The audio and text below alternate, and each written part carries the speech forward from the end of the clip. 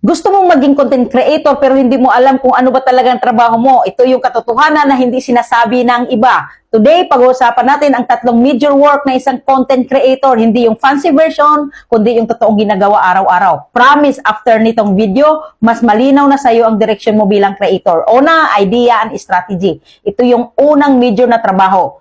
Maraming creators ang nagpe-fail dahil dito sila nagmamadali. Una, audience research. Hindi pwedeng post lang ng post. Dapat alam mo kung sino kausap mo. Teen, mommies, business owners, ang tono at content style mo magbabago depende sa kanila. Find their pain points. Ano ang hinahanap nila? Tips, motivation, tutorial. Kung nasasagot mo ito, doon nagsisimula ang viral potential. Create content pillars. Gumawa ng 3 to 5 main categories. Example, tips, mindset, product review, storytelling, para consistent ang brand mo. Then, content plan. Yung iba nag-iisip araw-araw ng topic. Mali yun. Dapat may 1 week or 1 month plan ka para hindi ka mapupurnada, lalo na pag busy ka. Then, hook strategy. Kasama sa trabaho ang pag-create ng malakas na hook. Kasi kung pangit ang first 3 seconds, goodbye audience retention.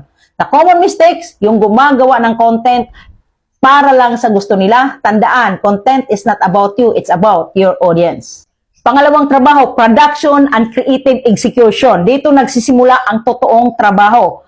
Pre-production, script, outline, location, props, even quick videos need structure. Then, filming. Dito papasok ang lighting, audio at framing. Kahit cellphone lang, basta malinaw ang tunog, panalo ka. Then, multiple takes. Hindi ito pagmaarte. Ito ay para mas may choices ka during editing.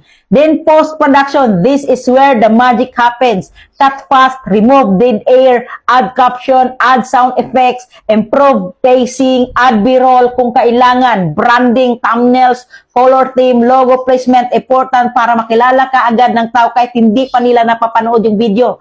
The common mistake, perfectionism. Naipit sila sa di pa perfect kaya hindi nakakapag-upload.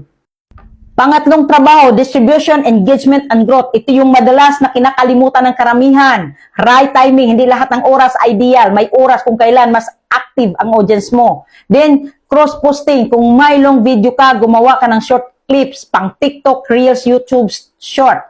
Then, engagement, reply sa comments, heart sa messages, gawa ng interactive post. Then, algorithm friendliness, high watch time, high retention, clear message. Then, analytics, tingnan ang performance, hindi para ma-stress, kundi para mag-improve. Then, monetization later, focus muna sa community bago sa earnings. Pag solid ang audience, madali ang sponsorship at sales later. The common mistake, gusto agad ng views pero walang pinaglalaban. Remember, you grow by serving your audience, not by chasing numbers. So ayan, idea, strategy, production, and execution, at distribution and engagement. Tatlong major work na dapat i-master ng isang content creator. Kung gusto mo pa ng script about algorithm or engagement strategy, comment mo lang at gagawan kita.